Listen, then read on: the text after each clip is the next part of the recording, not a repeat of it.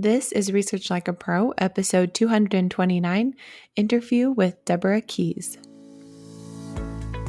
Welcome to Research Like a Pro, a genealogy podcast about taking your research to the next level, hosted by Nicole Dyer and Diana Elder, accredited genealogist professional.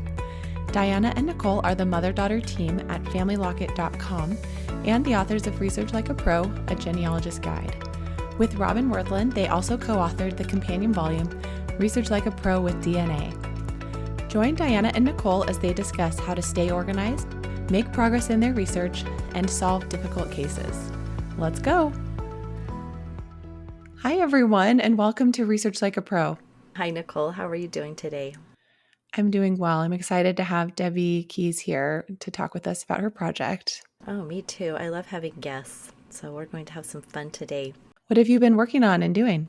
I've been working on giving feedback for the latest Research Like a Pro study group reports, and it's been so fun to read through everyone's projects and see the progress they've made.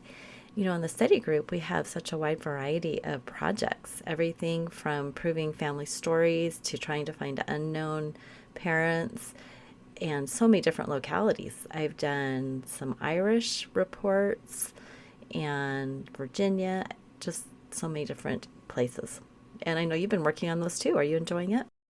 Yes, I am. I read a report about research in Wales yesterday, and I've kind of learned a bit that Wales only had a few names that they recycled over and over. And so this report was focused on narrowing down which birth registration belonged to Harriet Jones. And there were like 10 Harriet Jones to weed through. So it was really interesting. Yeah, I love it because you really do learn something outside of your area.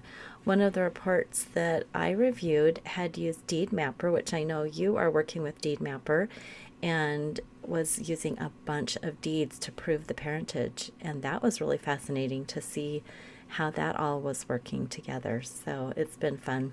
That is fun. And I need to go read that because I'm in the thick of Deed Mapper and trying to figure it out. Well, our announcements are that the Research Like a Pro with DNA study group is going to be starting in February of 2023. Registration begins December 1st, so coming up, and it'll be going until May. So it'll be all spring. We'll be working on Research Like a Pro with DNA. And if you are interested in joining as a peer group leader, we would love for you to apply. And that application is on our website, and you receive complimentary registration as a peer group leader. We're also looking forward to RootsTech and working on our syllabus materials for that conference, which was going to be in March of 2023. Yeah, that's coming soon. How does this happen? We have to get our presentations and syllabus ready, so it's exciting. Well, today we have with us Deborah Keyes. Hi, Deborah. We're so happy to have you on the podcast today. Hi, Diana and Nicole. Thank you. Deborah was a member of our Research Like a Pro with DNA study group earlier this year, so in the spring. And we were so impressed with her project that we wanted to have her come on and talk about it with us today. So let's do a little introduction. Deborah, where are you from? I was born in New Jersey, but went to college in Massachusetts. I settled here after graduation, so after more than 40 years, I guess I'm a native now. So always been up in the New England area or Northeast. Right. That's awesome. Well, I have yet to get out there. You know, I'm here in Utah, and just this summer I made it as far west as Missouri, so getting closer, but need to eventually get up in that area. That would be so fun. Debbie, when did you start doing genealogy research? I started researching my family about 30 years ago after hearing some oral history about both sides of my family. For example, my grandfather, who died in 1941, had been born enslaved. At the time I started, I had no idea how hard this research was going to be.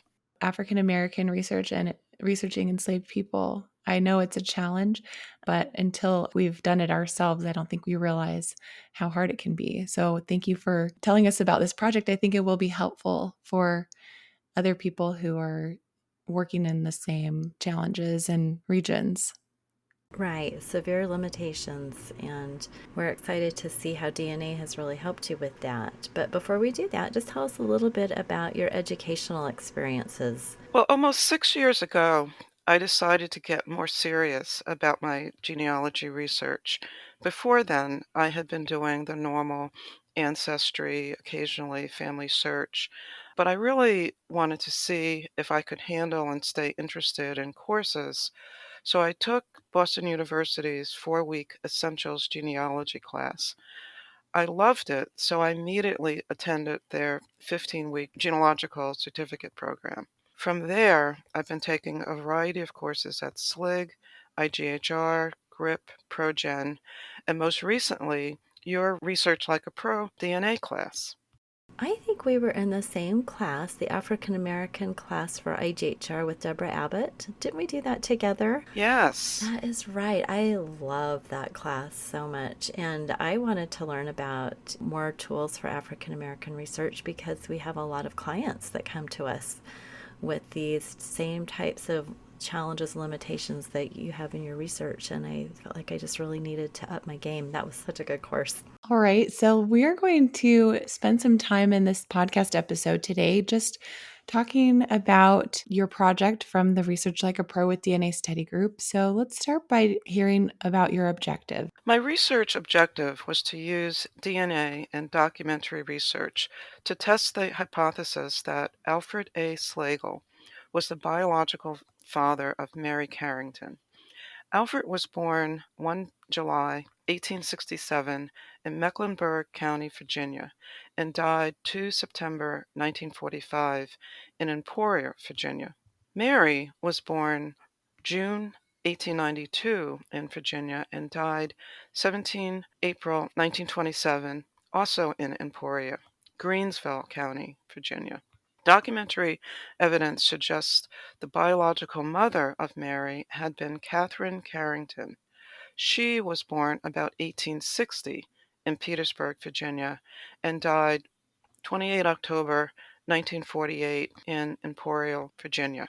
In a side note, 3 things were important to this project. 1, the genesis of the objective had been passed down as oral history in the Carrington family. The test taker, Rebecca, who was Mary's daughter, just turned 99 last month and lived in the same town as Alfred Slagle, who she had been told was her grandfather. Alfred Slagle had 4 brothers, between 7 years older and 2 years younger. The objective really needed to prove which brother was the father of Mary. And third, Alfred Slagle had been born of German ethnicity, and Catherine Carrington had been of African descent. Thank you for sharing that side note. And that was really helpful for understanding how this project came about and kind of what you were hoping to determine. And it's also helpful to hear that there were some other candidates besides Alfred, his brothers. So that was a helpful explanation. Yeah, and I am always so fascinated with the importance of oral history in African American genealogy. That is often the clue that really, really helps. So I love that you had that oral history. So when we start with the DNA process, we do some initial clustering and really recommend to everyone in our study group that they try the Leeds method or, some type of clustering. And what did that show you? I use DNA GEBCOM to gather the match information between 50 and 400 centimorgans. It produced over 20 clusters, but the biggest group included a supercluster of Slagle and Carrington matches. This proved the Carringtons and the Slagle families were related because there was no documentary evidence that I've been able to find that links the Carrington and Slagle families together. But this was indisputable proof. Absolutely, and that's why we love using DNA for these types of projects that are so difficult. So that's interesting that it was a big supercluster, as you said. So then the challenge comes with trying to organize all that and figure out that common ancestor. As a follow up question about that clustering, after you gathered the matches with DNA GEDCOM, it sounds like you used the DNA GEDCOM program to cluster the Collins Leeds method. Is that I right? did. That's right. Okay. That's right.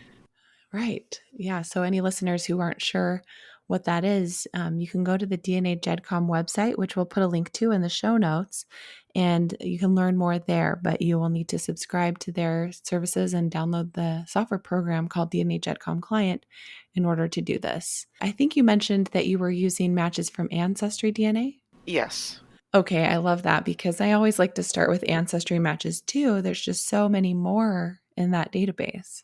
Rebecca, the test taker, actually was also on MyHeritage, Family Tree DNA, but DNA GEDCOM is not as efficient with them. Sometimes it works, sometimes it didn't. And so I manually did matches for MyHeritage and Family Tree DNA. The issue was, as you said, that the number of matches that Rebecca had were so much larger on Ancestry that it was not as much value with the other two sites. So, and she's also on 23andMe, so it's been helpful to have her on all of those sites. That's great that you took the time to review her matches at each website. And that's what we absolutely recommend in the study group because you never know which site will have a useful match. But we've definitely seen a trend that there's more matches available at Ancestry because of the testing database size that they have. Right. Let's talk now about organizing the DNA matches that you found. In this part of the course, Research Like a Pro with DNA, we work on creating a diagram using either Lucidchart or diagrams.net. So tell us about this. Which program did you use? I used Lucidchart because I had an account and was already familiar with it. Since I didn't know how these matches were related to the test taker or to each other, I created a descendant tree in Lucidchart, which allowed me to see the relationships between the matches. This showed me their most recent common ancestor in a visual format. I could then put that visual map into DNA Painter's What Are the Odds feature. I love the What Are the Odds feature, and that's so great that you were able to use that in your project. Well, and I think it's so helpful to have this in a diagram that you can move things around because sometimes we're making a hypothesis and we have to move things and try out some different scenarios, and rather than redrawing it all, we can just move those little boxes. So it really was such a revelation to me when I started using it. So I'm sure you loved using it as well. Had you used Lucidchart for any type of DNA work before? I was familiar with it, so it was helpful. Rebecca, because of her age, as I said, she just turned 99, has a lot of DNA matches, and they're sizable DNA matches. So trying to map all of those out, it was very helpful because one of the issues when putting them into a tree like Ancestry is you can't really see how people are related to each other. So when you put it in Lucidchart in a descendant tree, you can fit people in descending from and figure out who the common ancestor is. And so you can kind of see the relationships and test out whether those relationships based on the number of centimorgans make sense. That's exactly right. Well, you said a couple of things that I think that are really important. We emphasize a lot the importance of getting your test taker to be the oldest generationally that you can find. And so Rebecca was really key, I would think, to this project, having her DNA. Yes. Yeah, so that's wonderful that you were able to find that. And I am assuming that you did a lot of reaching out to these matches to try to figure out how they connected. Well, kind of no. One of the problems, so the Carrington side, Rebecca's side, was fairly easy. And one of the best things about her, including her age, is that she has a phenomenal memory. And so I was able to fit in people on the Carrington side fairly easily, both based on their trees, documentation, and her memory. On the Slagle side, however, there had been no contact really between the families, and it was uncomfortable for me to reach out to these European ethnicity people to say, hey. But as it turns out, Rebecca's highest match was Alfred Slagle's granddaughter. And when Rebecca's match appeared in Ancestry, she reached out to me thinking I was Rebecca because she didn't know anything about her. And I also don't think that she looked at the ethnicity. And she also thought that this Rebecca, the match, was related to an uncle or a brother of her grandfather. And so it was a little uncomfortable for me because I knew a lot about her grandfather. But she turned out to be really good. And what was interesting when we first communicated, which was probably about 4 years ago, she didn't seem to know anything about the African American branch. Since that time, however, and we've been in communication, she's checked with family members on her side of the family, and they have confirmed the relationship between the Carringtons and the Slagles. And I have had conversation with her, but not with anybody else. I can only imagine how uncomfortable that would be, to say, hey, I know there's something going on here that you're not aware of. And that is the nature of DNA, isn't it? That Yes, we have a yes. similar thing in our family history that I've discovered, and I don't know that the DNA match knows, and I'm not ready to reveal that to them. So, sometimes you just have to wait till the right time, and having her reach out to you first was really a good thing. We have to use a lot of common sense and a lot of good communication skills, I guess. Let's get back to our documentary information because I'm so curious about that. And one of our very first things we do after creating that objective is to do a timeline with our citations so we know exactly where the information came with sources. So, what starting point information stood out for you? Were there some helpful clues that you discovered? I'm sure you'd gone through this information so many times, but putting it into a timeline, did that help you? So I'm familiar with timelines, and what the biggest issue for me was locating the birth records of Catherine Carrington's children. Major Virginia counties began recording births in 1853, and the births I was researching were between 1896 and 1903. So I thought, it would be a fairly easy search. Well, although Catherine had at least 8 children, I was only able to find birth records for 3 of them. And of course, none of them were for Mary. And also, none of the 3 records had any information about the father, not his name, not his location, not his occupation, absolutely nothing. The timeline, though, did help me to see the location of the Slagle brothers between 1880 and 1910. It showed that all the brothers had stayed within the same county in Virginia, sometimes within the same town, for decades. This made it difficult to rule out any one brother. The timeline also showed the same information about Catherine. She had lived in the same Greensville County, Virginia, as the 4 brothers. So I think that is so often the case that we know a lot about, like one of the ancestors. So you knew a lot about the Carringtons, but the Slagles, it was helpful to get the information down for them.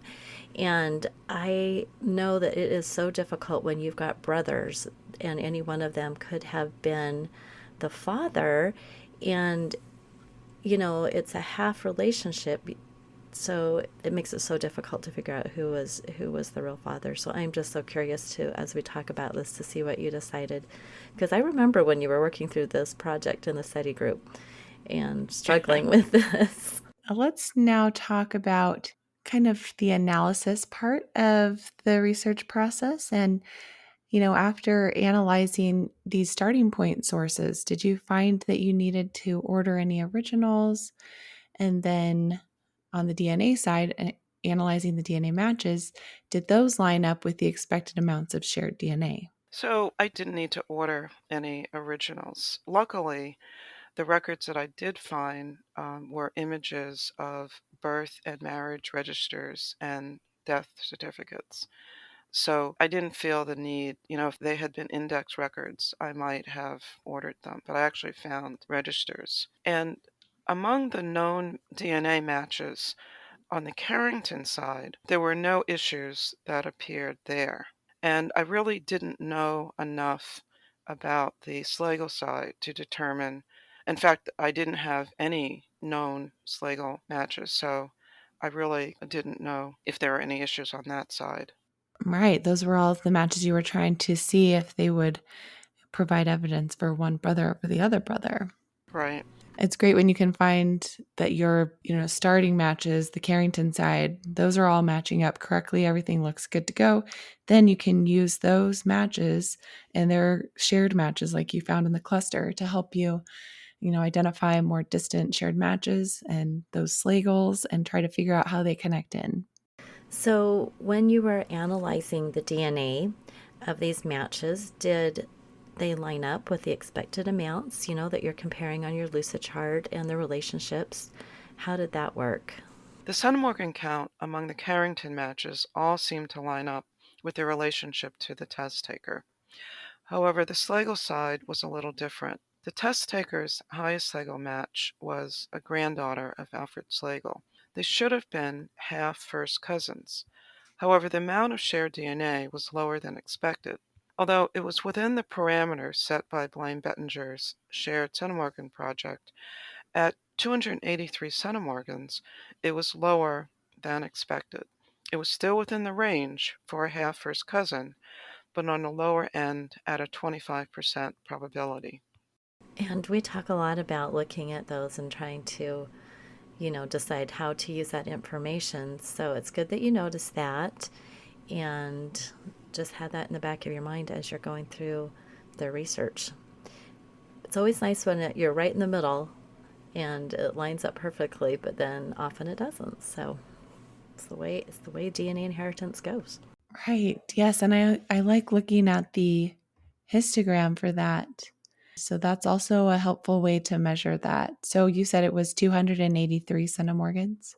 Yes. So that's interesting that the probabilities in the shared centimorgan project tool at DNA Painter give it, not the top grouping of probability, not the 59%, but the 25%. But then when you go look at the half first cousin, it's also a little bit lower on the histogram. It's not right in the middle.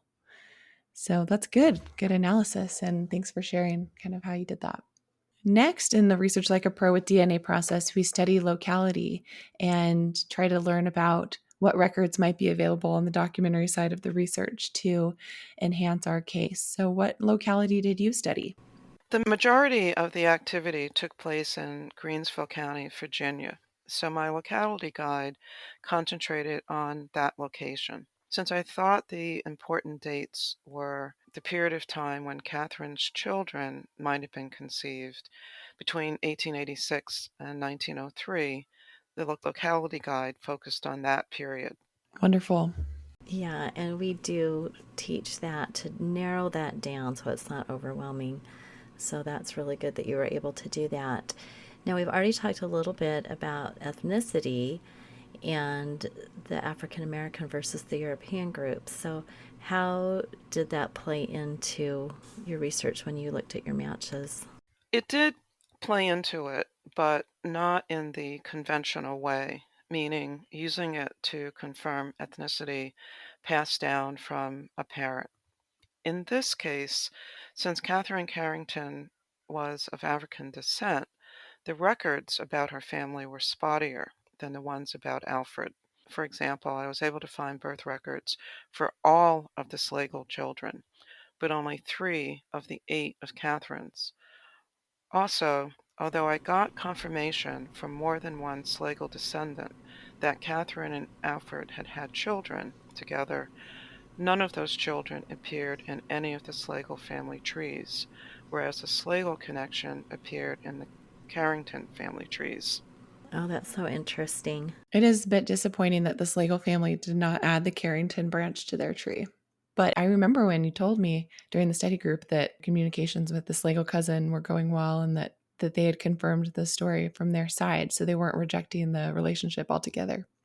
Right. It would be kind of hard to do, though, because both the Carringtons and the Slagles had very large families, and Mm-hmm. the number of Carrington cousins that the Slagles had have to amount to the hundreds.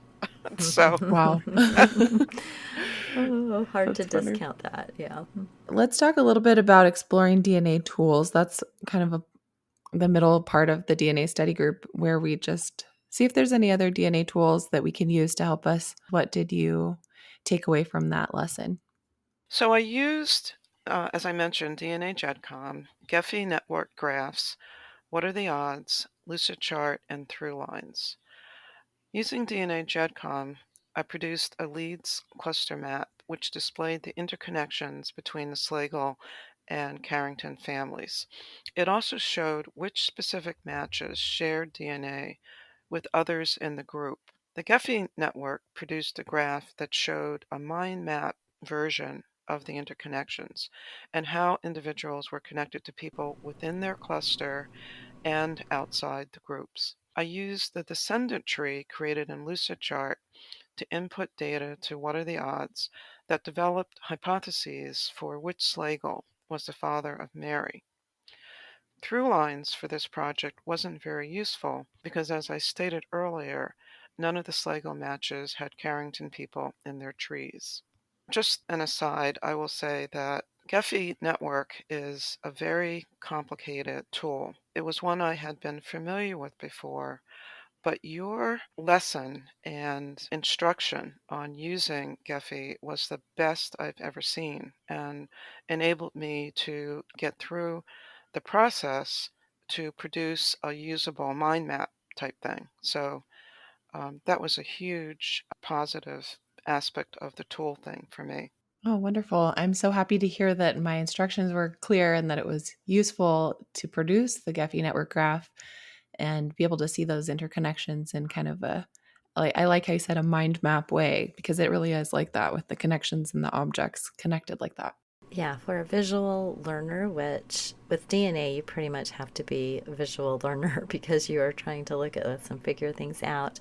I really think the Gephi network graphs are amazing. And I'm just looking at the one in your report that you did, and you did such a lovely job. So, congratulations on tackling that. That must have felt really good.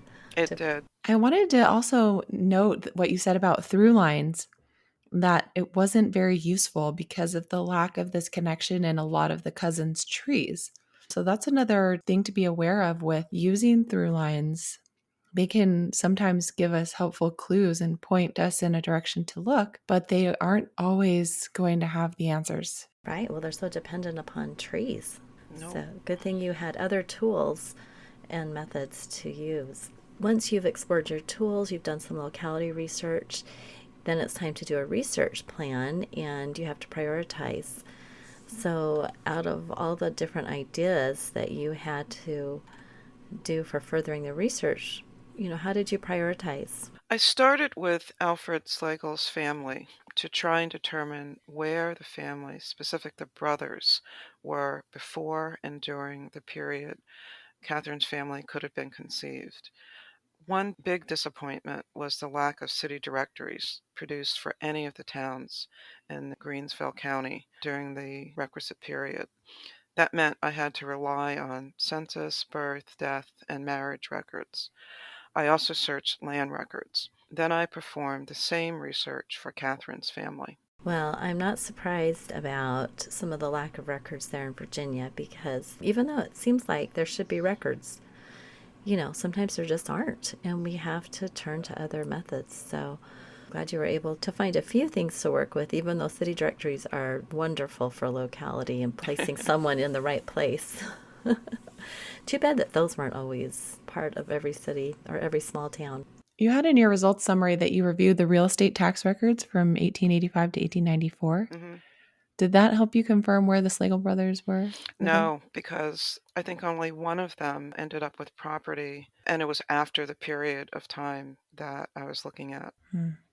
Looking at your conclusion, it looks like you still don't have it proven Right. to your And that's what mind. I'm writing now. Mm-hmm. Yeah. So what I'm writing, and before we start recording, is I'm just saying my final results concluded that a Carrington male fathered Mary Carrington. So, as you followed your plan and logged your results, did you find out anything helpful? My final results concluded that a Carrington male fathered Mary Carrington. but I was not able to prove that it had been Alfred. On the last day of class, I got confirmation from Alfred's granddaughter that one of the matches was her brother. That match shared even less DNA, which caused Watto to hypothesize that one of Alfred's other brothers had been the father. However, with oral history on both sides of the family indicating Alfred, further research will be needed. Yes, that is disappointing that the match with the brother did not point to Alfred Slagle as strongly as, his sister. But I agree that future research will hopefully help you figure out if the oral tradition is true. It seems like with so many matches that you will be able to find the DNA evidence that will help solve this case. Mm. As you were working through this whole project, we have you use Airtable because it's so amazing for logging all the documentary as well as all the DNA work. So how did that go? I loved using Airtable. I had been exposed to it before, but had had a difficult time figuring out how to use it for DNA research. Your template and processes were excellent.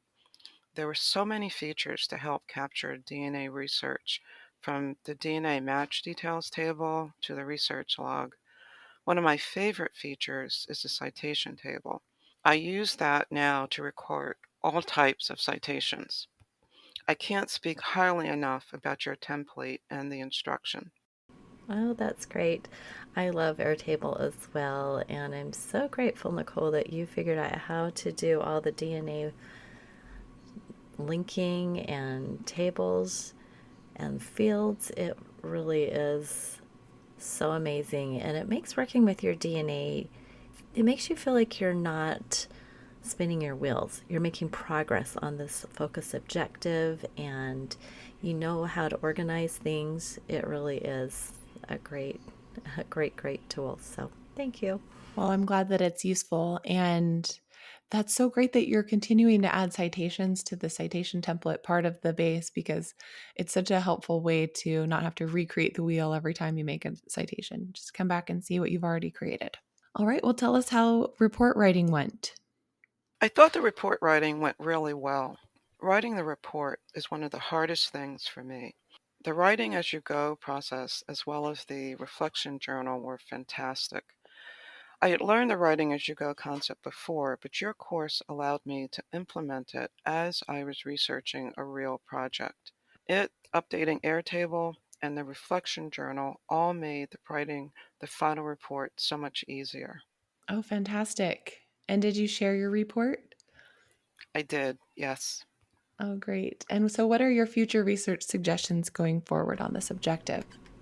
So the first one is just before the end of the course, I discovered a male Carrington who was a descendant of Mary's brother. I would like to see if he would take a Y-DNA test, which will help confirm his Y-DNA lineage. 2, my test taker has a single living Carrington first cousin.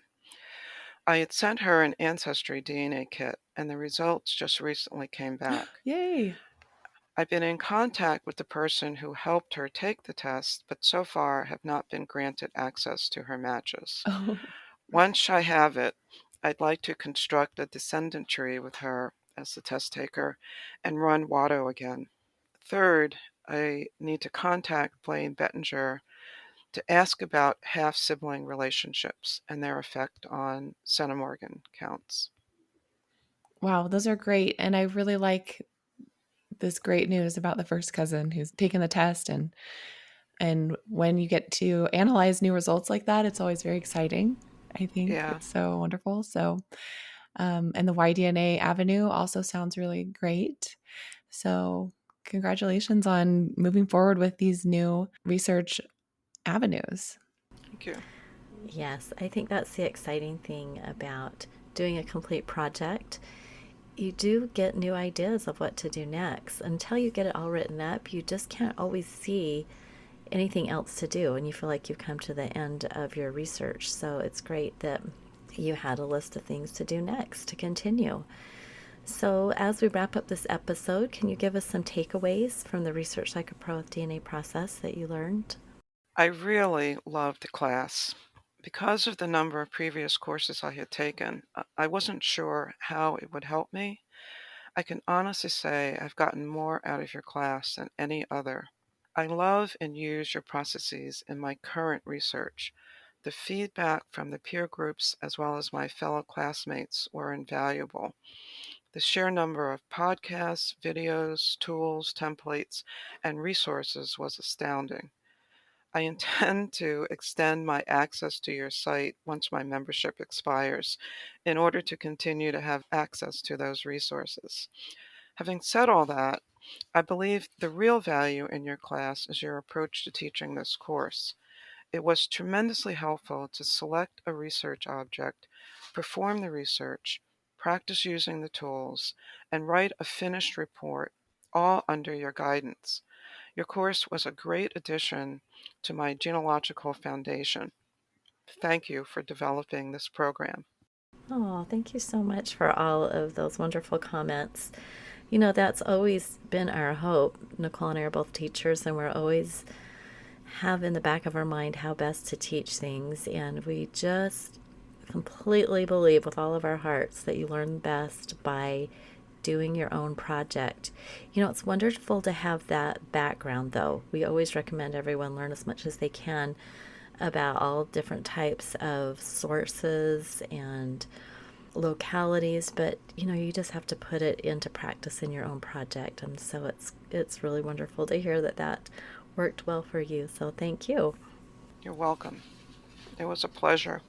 Well, thanks, Deborah, for coming on the podcast today. It was a wonderful chance to learn about the Carrington and Slagle research project you did. And also thanks for telling our listeners about the Research Like a Pro with DNA study group. And now that we are beginning registration for the next one, we hope that all of you listening will consider if this might be something that could help you with your research. And if so, please join us in our next study group.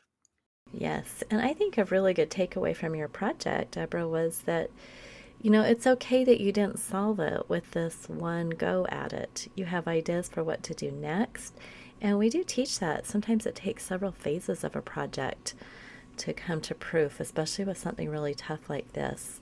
And I think that's such a good lesson to learn. So this was a really, really great example to really teach that. All right, everyone. Thanks, Debbie, for coming on, and we'll talk to you guys again next week. Thank you. All right, bye-bye, everyone. Bye. Thank you for listening. We hope that something you heard today will help you make progress in your research. If you want to learn more, purchase our books, Research Like a Pro and Research Like a Pro with DNA on Amazon.com and other booksellers. You can also register for our online courses or study groups of the same names. Learn more at familylocket.com/services. To share your progress and ask questions, join our private Facebook group by sending us your book receipt or joining our courses. To get updates in your email inbox each Monday, subscribe to our newsletter at familylocket.com/newsletter. Please subscribe, rate, and review our podcast. We read each review and are so thankful for them. We hope you'll start now to research like a pro.